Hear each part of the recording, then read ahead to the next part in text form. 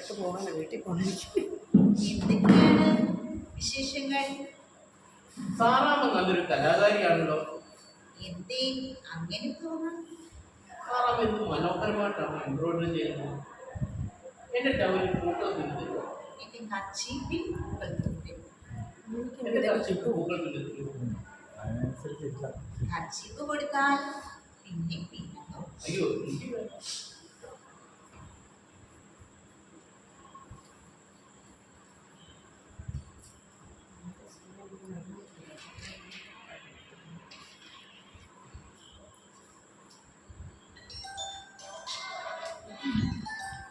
എന്തായി എന്റെ ജോലിയുടെ കാര്യം? എന്തെങ്കിലും ആയോ? സാറാമ്മയ്ക്ക് പറ്റുമെന്ന് തോന്നുന്നു. ശമ്പളം കുറവാണെങ്കിലും സാരമില്ല. എനിക്ക് ഈ ജീവിതം തന്നെ. ഞാനിവിടെ എല്ലാം ഭാരം. സത്യം പറഞ്ഞാൽ എനിക്ക് എന്തെല്ലാമോ ഇതൊക്കെയാണ് തോന്നുന്നത്. എപ്പോഴും ഒരു തമാശ. ആട്ടെ, സാറാമ്മയ്ക്ക് അടുക്കളപ്പണി അറിയാവോ? എന്തിനാ?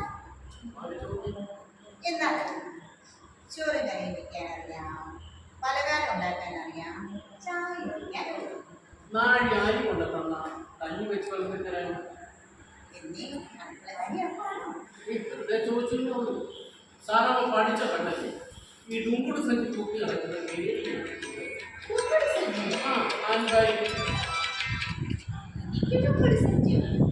നിങ്ങൾ ഈ പെണ്ണുങ്ങൾ ഈ ഡുങ്കുട് സഞ്ചിയിൽ എന്തൊക്കെയാണ് വെക്കുന്നത് സാധാരണ?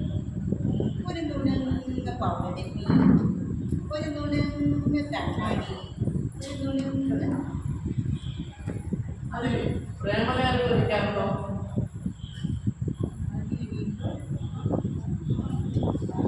അതിൽ പ്രേമലേഖകൾ വെക്കാറുണ്ടോ? അത് നിറഞ്ഞു കഴിയും മറ്റൊരു പെട്ടിയിലേക്ക് അത് പകർത്തി വെക്കാറുണ്ടോ? എനിക്ക് പ്രേമലേഖനം ശരി ശരി. എന്റെ ജോലിയുടെ കാര്യം എന്താണ്?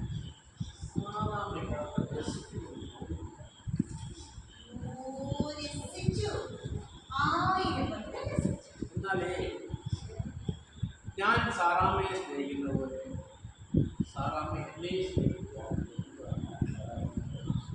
കേൾക്കത്തില്ല ഇപ്പം തന്നെ.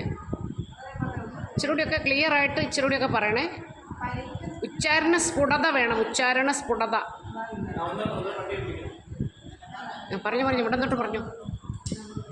ഞാൻ സാറാമ്മയെ സ്നേഹിക്കുന്ന പോലെ സാറാമ്മ എന്നെ സ്നേഹിക്കുക എന്നുള്ളതാണ് ഞാൻ സാറാമ്മ. വളരെ കാലമായി സാറാമ്മയെ സ്നേഹിക്കുന്നു. എൻ്റെ ചിന്തയിലേക്ക് പോകും, എൻ്റെ ഹൃദയത്തിലേക്കാണ്, എൻ്റെ നാട്ടിക, എന്റെ സൈക്കിളിനേക്കാൾ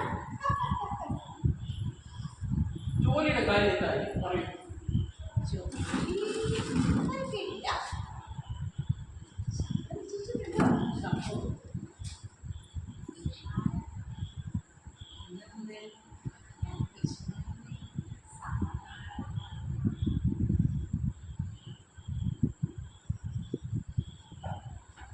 തീർന്നോ?